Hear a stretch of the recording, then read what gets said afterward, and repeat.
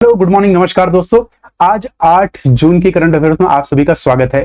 तो चलिए शुरू करते हैं पहले प्रश्न के साथ। पहला प्रश्न है, विश्व की दूसरी सबसे मूल्यांकन कंपनी कौन सी है? A Microsoft, B Apple, C Nvidia या डी सऊदी अरामको। ध्यान रखिए, इसका उत्तर है सी एनवीडिया। अभी हाल ही में एप्पल को ओवरटेक करके ये विश्व के दूसरे सबसे मूल्यांकन कंपनी बन गई है। इससे पहले एप्पल नंबर दूसरे पे थी और नंबर पहले पे माइक्रोसॉफ्ट, आपको ध्यान रखना है। और सऊदी अरेबिया नंबर चौथे पे थी। सऊदी अरेबिया की सऊदी अरामको जो कि एक ऑयल कंपनी है, और बाकी ये सारी टेक कंपनीज हैं, आपको ध्यान रखना है। वही एनवीडिया की फुल फॉर्म, एनवीडिया का किसमें, वही एनवीडिया जो कि artificial intelligence chip maker company है, यूएसए बेस्ड, जो कि video games, graphic card, semiconductor ये सब बनाती है। आपने कभी अगर कंप्यूटर असेंबल करवाया तो उसमें देखो ग्राफिक कार्ड एनवीडिया का ही आता है। वहीं इसके अध्यक्ष और सीईओ कौन है? जेनसन हुआंग, आपको ध्यान रखना है। विश्व की सबसे मूल्यांकन कंपनियां एक बार हम देख लेते हैं। पहला है आपका माइक्रोसॉफ्ट, दूसरा एनवीडिया, तीसरा आपका एप्पल है, चौथा आपका सऊदी अरामको है। अच्छा, भारत की किन कंपनियों को टॉप 10 में शामिल किया गया है? टॉप 10 में इंडिया की कंपनियां कौन कौन सी? तो ध्यान रखिए, दो ही कंपनियां हैं, एक है रिलायंस और दूसरी है हमारी टाटा। ठीक है, ये आपको ध्यान रखना है। दो ही कंपनियों को इसमें टॉप 10 में जगह मिली है। उसी के साथ देख लेते हैं अगला प्रश्न। अगला प्रश्न है, हाल ही में संयुक्त राष्ट्र के WSIS 2024 चैंपियन पुरस्कार से किसे सम्मानित किया गया है? ए डीआरडीओ, बी मिटी, सी इसरो या डी सी डॉट। इसका सही उत्तर है सी डॉट को अभी हाल ही में इस अवार्ड से नवाजा गया है, ध्यान रखिएगा। उसी के साथ सी डॉट की एक बार फुल फॉर्म देख लीजिए। इसकी फुल फॉर्म है centre for development of telematics, Hindi में टेलीकॉम्स विकास केंद्र। इसकी स्थापना 24 अगस्त 1984 को भारत सरकार द्वारा की गई थी। वहीं यह एक प्रमुख दूरसंचार अनुसंधान और विकास केंद्र है। तो इसका मेन काम क्या होता है कि रिसर्च एंड डेवलपमेंट का, किसमें? टेलीकॉम सेक्टर में। वहीं दूसरी तरफ अभी WSI-20 का फोरम 2024 कहां पर आयोजित किया गया था? जिनेवा के स्विट्जरलैंड में। ये आपको ध्यान रखना है। WSI-20 फोरम कहां हुआ था? तो जिनेवा स्विट्जरलैंड। इसका उद्देश्य क्या? आपदा प्रबंधन। ये आपको ध्यान रखिए, आपदा प्रबंधन। ठीक है, डिजास्टर रेजिलियंस या डिजास्टर मैनेजमेंट आप कह सकते हैं। इसके साथ अगला प्रश्न देखते हैं। अगला प्रश्न है, लाइफ टाइम अचीवमेंट 2024 के लिए प्रतिष्ठित दिलीप बोस पुरस्कार किसने जीता है? ए निरुपमा मानकड़, बी सुशांत दास, सी नार सिंह या डी उदय कुमार। इसका सही उत्तर है सी। अभी नार सिंह को इस अवार्ड से नवाजा गया है। ये है नार सिंह, इनको इस पर से नवाजा गया है। और एक चीज का ध्यान रखिएगा वहीं कि नार सिंह के साथ साथ रोहिणी लोखंडे को भी अवार्ड दिया गया है। अच्छा, दिलीप बोस के लाइफ टाइम अचीवमेंट ये किससे रिलेटेड है? ध्यान रखिए, ये टेनिस के बहुत अच्छे प्लेयर थे। ये टेनिस के बहुत अच्छे प्लेयर थे इंडिया के। इन्होंने इंडिया को कई जगह रिप्रेजेंट किया था, ओलंपिक से लेके एशियन गेम्स में भी। ठीक है, इनके बारे में जरा गूगल कर लीजिएगा। वहीं अखिल भारतीय टेनिस संघ IIT द्वारा इस पुरस्कार को दिया जाता है प्रतिवर्ष, ये आपको ध्यान रखना है। आइए वहीं और प्रमुख अवार्डों को देख लेते हैं, एक बार रिवाइज कर लेते हैं फटाफट, बहुत ज्यादा टाइम नहीं लगेगा इसमें। वहीं साहित्य अकादमी फेलोशिप अवार्ड रस्किन बॉन्ड को दिया गया था। वहीं गोल्डन पर्यावरण पुरस्कार 2024 जिसे ग्रीन नोबेल प्राइज भी कहते हैं, आलोक शुक्ला को दिया, जो कि छत्तीसगढ़ के हैं। वहीं ट्यूरिंग प्राइज जो कि कंप्यूटिंग का नोबेल पुरस्कार कहता है, AB विंटरसन को दिया गया है। अंतरराष्ट्रीय बुकर प्राइज 2024 किसे जेनी एनपरबैक को दिया गया है, इनकी बुक कैरोस के लिए, और इसको ट्रांसलेट किया है माइकल हाफमैन ने। विटली गोल्ड अवार्ड जिसे ग्रीन ऑस्कर कहते हैं 2024 का पूर्णिमा देवी बर्मन आसाम की हैं, इनको दिया गया क्योंकि इन्होंने एनवायरमेंट में बहुत अच्छे काम किए हैं। 2024 का लच्छू महाराज पुरस्कार पंडित राजेंद्र गंगनाई को दिया गया है। अच्छा, लच्छू भाई कौन थे? लच्छू भाई क्लासिकल डांसर थे जो कि कथक में महारत हासिल थी। ध्यान रखिए, कथक में महारत हासिल। 8 क्लासिकल डांस है, टोटल क्लासिकल डांसेस 8 है, ये आपको ध्यान रखना है। विश्व प्रेस फोटो 2024 मोहम्मद सलीम को दिया गया था। आर्यभट्ट पुरस्कार पावुलेरी सुब्बाराव को दिया है, P सुब्बाराव भी आप बोल सकते हैं, ध्यान रखिएगा। ठीक है, वही लता दीनानाथ मंगेशकर, जहां आए लता दीनानाथ की बात वहीं अमिताभ बच्चन, ये आपको ध्यान रखना है। एबल पुरस्कार गणित का जिसे नोबेल पुरस्कार भी कहते हैं, मिशेल ताला ग्रैंड को दिया गया है। विरासत पुरस्कार अमिताभ घोष को दिया गया है, जो कि एक राइटर है, ध्यान रखिएगा, क्या है? राइटर, ये आपको ध्यान रखना है। 2024 प्रिट्जकर पुरस्कार रिकेन यामामोटो को दिया गया है। सैन gender advocate of the year award 2023 Radhika Sen को दिया गया है। आपको याद होगा अभी यूनाइटेड नेशन ने इनको दिया था, किस लिए? कॉन्गो कॉन्गो में ये तैनात थी और वहां पे इन्होंने अपना बहुत अच्छा कार्यक्रम किया है। ये इंडिया की आर्मी की जवान है, आपको ध्यान रखना है। वही शाह पुरस्कार पूर्व का नोबल कहा जाता है, इसे श्रीनिवास आर को मिला है, श्रीनिवास आर कुलकर्णी, ध्यान रखिए कुलकर्णी। वहीं KISS मानवाधिकार पुरस्कार 2021 रतन टाटा को दिया गया है। 2023 में बिल गेट्स को दिया गया था, ध्यान रखिएगा। ये 2024 की बात हो रही है। वहीं अगला प्रश्न है, हाल ही में यूनेस्को और मेडी ने सुरक्षित, भरोसेमंद और नैतिक AI पर एक राष्ट्रीय कार्यशाला की मेजबानी कहां की है? ए बेंगलुरु, बी अहमदाबाद, सी नोएडा या डी दिल्ली? तो इसका उत्तर है डी नई दिल्ली। आपको ध्यान रखना है। जहां बात है यूनेस्को और मीटी की, ध्यान रखनी है दिल्ली, क्योंकि यूनेस्को की ये फर्स्ट कोई AI पर मीटिंग थी, ध्यान रखना, फर्स्ट कोई AI पर मीटिंग थी। उसी के साथ AI related, artificial intelligence most important questions को एक बार हम फटाफट दोहरा लेते हैं। तो आइए, सबसे पहला है, दुनिया का पहला AI सॉफ्टवेयर इंजीनियर डेविन, ध्यान रखें डेविन किस कंपनी ने बनाया था? कॉग्निशन कंपनी, ध्यान रखें कॉग्निशन कंपनी। वहीं AI सुरक्षा पर पहला शिखर सम्मेलन, बात हो रही है पहले शिखर सम्मेलन की, कहां पर होता है? यूके के ब्लेचले में 2023 में हुआ था। वहीं AI सुरक्षा पर दूसरा शिखर सम्मेलन कहां हुआ था? सियोल, दक्षिण कोरिया की राजधानी है, 2024 में। वहीं किस AI ने PM मोदी के भाषणों को तमिल के अनुवाद में किया है? तो ध्यान रखिए भसनी लाई इसका नाम है, ठीक है, भसनी लाई।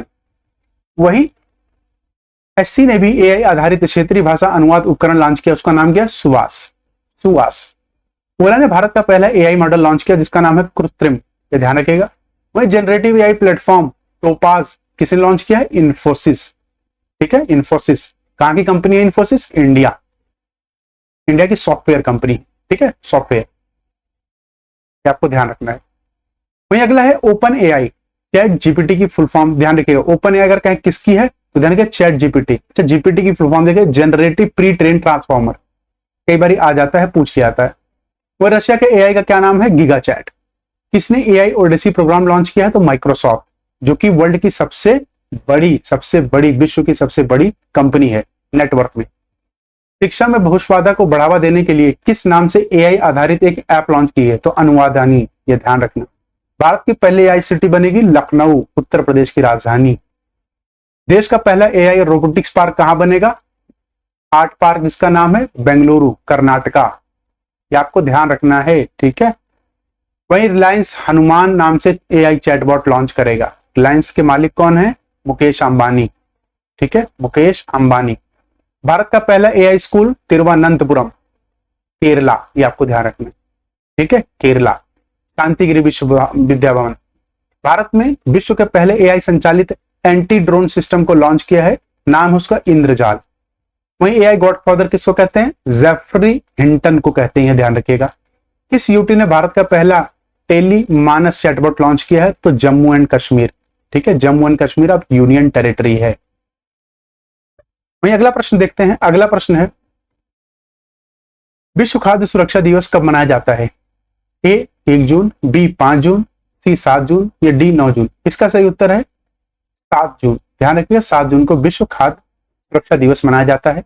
उसी के साथ थोड़ा इंपॉर्टेंट पहलुओं को देख लेते हैं। इसका उद्देश्य क्या है? इसका उद्देश्य है खाद्य सुरक्षा के महत्व के बारे में जागरूकता फैलाना और खाद्य जनजातीय जोखिम को रोकने और पता लगाने के प्रतिबंधित करने के लिए कारणों को बढ़ावा देना, ये आपको ध्यान रखना है। वहीं 2024 की इसकी थीम क्या है? खाद्य सुरक्षा अप्रत्याशित के लिए तैयार करें, और इंग्लिश में आप देख लीजिए food safety prepare for unexpected. वहीं फूड सेफ्टी के कुछ 5 पॉइंट्स हैं, इनको ध्यान रखिएगा। पहला है keep everything clean, separate from raw from food, उसका अच्छे से खाने को पकाएं और अच्छे टेम्परेचर में खाने को रखें और हमेशा चीजों को धोए, बिना धोए ना खाएं। वही अगला प्रश्न है, अंतरिक्ष में 1000 दिन बिताने वाले पहले व्यक्ति कौन बन गए? ए सुनीता विलियम्स, बी गेनेडी पेलकला या सी फ्रांस रूबियो या डी ओलेग कोनोनिको? तो ध्यान रखिए ओलेग कोनोनिको, अगर मेरी प्रोनाउंसिएशन ठीक नहीं है तो प्लीज इसको माइंड मत करना। तो ओलेगो कोनोनिको हैं जो कि रशियन स्पेस एजेंसी के लिए काम करते हैं। उनके एस्ट्रोनॉट है, रॉसकॉस्मोस नाम है, रॉसकॉस्मोस, ये रशिया की स्पेस एजेंसी है, ध्यान रखिएगा। उसी के साथ ये देख लेते हैं कुछ इंपॉर्टेंट पहलू इसके, क्योंकि स्पेस एजेंसी मैंने आपको बता दी रॉसकॉस्मोस है। इसका गठन 22 फरवरी 1992 में हुआ था। पहले इसे किस नाम से जाना जाता था? पहले इसे सोवियत अंतरिक्ष कार्यक्रम के नाम से जाना जाता था, जिसकी स्थापना 1955 से 1951 तक चली। उसके बाद इसका नाम फिर से क्या हो गया था, रोसकोसमोस, क्योंकि इसके बाद यूएसएसआर का विघटन हो गया था, खत्म हो गया था यूएसएसआर, 15 देशों में बट गया था, 15 या 14 देश इसमें बट गया था, ध्यान रखिएगा, ठीक है। उसी तरह से नासा जो कि यूएसए की स्पेस एजेंसी है, हेडक्वार्टर इसका कहां है, वॉशिंगटन डीसी है, ध्यान रखिएगा। वही जापान की जाक्सा है, क्या है, जाक्सा, ये ध्यान रखिएगा। और यूरोप देश की कौन सी है, ईएसए, यूरोपियन कंट्रीज की। वही चाइना की कौन सी है, सीएसए, चाइना स्पेस एजेंसी। वही कासा भी हाल ही में बनी है, किसकी है, साउथ कोरिया, साउथ कोरिया की कैपिटल क्या है, सियोल, ये ध्यान रखिए, सियोल, ठीक है। भारत की कौन है, मुख्यालय है भारत की इसरो है, मुख्यालय कहां है, बेंगलोर, कर्नाटका, अध्यक्ष कौन है, एस सोमनाथ, ये आपको ध्यान रखना। चलते हैं अगला प्रश्न है, हाल ही में किस पक्षी अभ्यारण्य को रामसर कन्वेंशन के तहत अंतरराष्ट्रीय महत्व की आर्द्र भूमि के रूप में घोषित किया गया है, तो बहुत इंपॉर्टेंट क्वेश्चन है, तो बताइए, A Pulicat lake bird sanctuary, B Atapaka bird sanctuary, या सी नागी पक्षी अभ्यारण्य, या डी नटकी पक्षी अभ्यारण्य। तो ध्यान रखिए, उसका उत्तर है नागी पक्षी अभ्यारण्य, इसके साथ साथ नटकी पक्षी अभ्यारण्य, इन दोनों को ही, सी और डी, इन दोनों को ही ध्यान रखिएगा, इन दोनों को ही, दोनों को, ठीक है, दोनों को इंक्लूड किया गया है, तो दोनों को इंक्लूड किया गया हाल ही में रामसर की सूची में। तो नागी और नटकी पक्षी अभ्यारण्य जो कि बिहार के जमुई जिले में है, ध्यान रखिएगा। उड़ीसा के चिल्का झील और राजस्थान के केला देव, उड़ीसा के चिल्का झील और राजस्थान के केला झील को उद्घाटन में भारत के पहले रामसर स्थलों में से एक मान्यता दी गई थी। भारत में कुल 82 रामसर स्थल हैं, ये ध्यान रखिएगा। वह रामसर कन्वेंशन की औपचारिक रूप से अंतरराष्ट्रीय महत्व के आधार पर कन्वेंशन के रूप से भी जाना जाता है। It is also known as convention of wetland international importance. 1971 में ईरान के एक शहर रामसर में इस पे लोगों ने हस्ताक्षर किए थे, मतलब कंट्रीज ने इस पे हस्ताक्षर किए थे। वही मॉन्ट्रेक्स रिकॉर्ड की सूची जो कि कौन लेके आता है, रामसर कन्वेंशन के अंदर है, मॉन्ट्रेक्स रिकॉर्ड की सूची बनाई जाती है, जिसमें प्रतिकूल परिस्थिति परिवर्तन के लिए इसमें संरक्षा की जाती है। मतलब Montreux record is a list for adverse ecological changes, जहां पर इकोलॉजिकल चेंजेस बहुत ही एडवर्स होते हैं, उनके बुरे दुष्प्रभाव बढ़ते हैं, उसी की ये सूची है मॉन्ट्रेक्स रिकॉर्ड। तो प्रश्न आता है मॉन्ट्रेक्स रिकॉर्ड इज रिलेटेड टू, आपको ध्यान रखना है, ठीक है, एडवर्स इकोलॉजिकल चेंजेस होते हैं वहीं के। अगला प्रश्न देख लेते हैं। अगला प्रश्न है, उस उपग्रह मिशन का नाम क्या है जिस पर इसरो और फ्रांसीसी अंतरिक्ष एजेंसी सीएनएस एक साथ काम करने के लिए सहमत हुए हैं? ए तृष्णा, बी चांगे 6, सी ट्रिविया, या डी डाविंची। इसका सही उत्तर है ए तृष्णा, ये ध्यान रखिएगा, तृष्णा। चांगे 6 चाइना की अभी हाल ही में चाइना का मून मिशन है, ये ध्यान रखिएगा, ठीक है। वही ट्रिविया किसी से रिलेटेड नहीं है। वही डाविंची ये नासा का स्पेस मिशन है, आपको ध्यान रखना है, ठीक है। उसी के साथ देख लेते हैं हाल ही में कि तृष्णा की फुल फॉर्म देख लीजिए। तृष्णा की full form the thermal infrared imaging satellite for high resolution natural resource assessment. तो इसको लॉन्च कब करा जाएगा, 2026 में।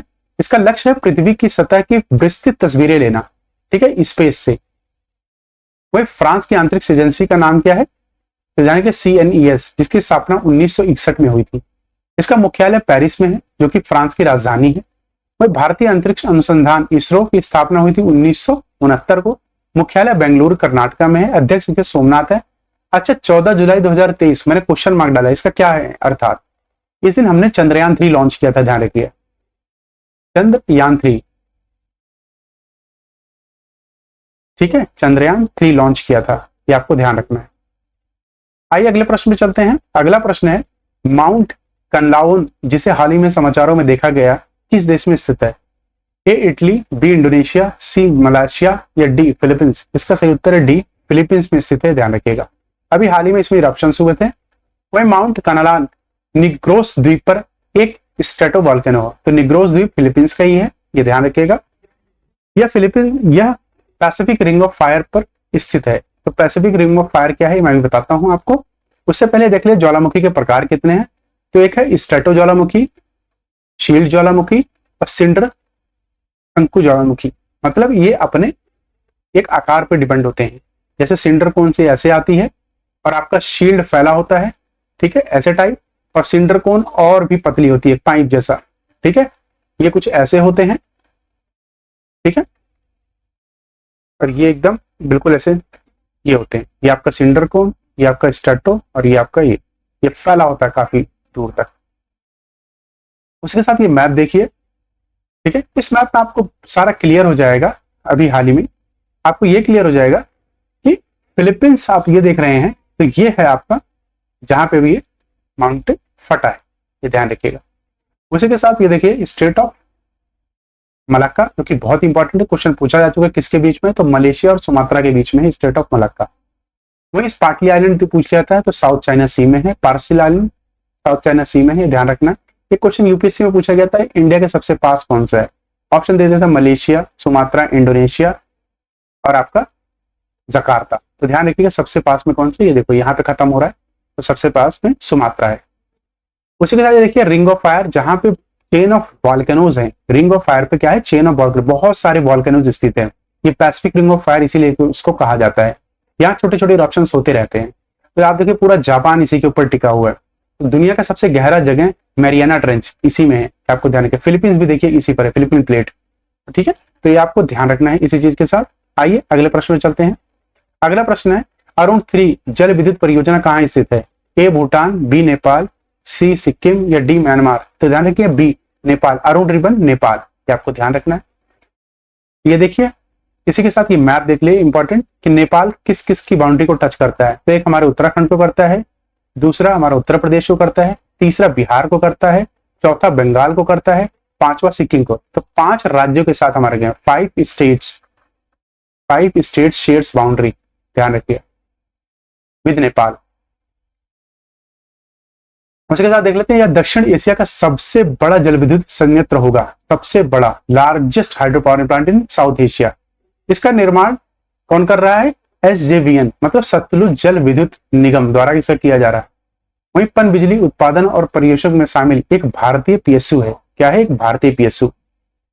नेपाल के प्रधानमंत्री का नाम क्या, पुष्पदहल कमल प्रचंड, ये ध्यान रखिएगा। इसी के साथ यह संस्करण पूरा हुआ। आप सभी का धन्यवाद। कल हम फिर मिलते हैं एक नए और एक्साइटिंग वीडियो के साथ। तब तक के लिए आप अपना ख्याल रखिए और जितना हो सके चैनल को प्लीज शेयर करिए। धन्यवाद, आपका दिन शुभ।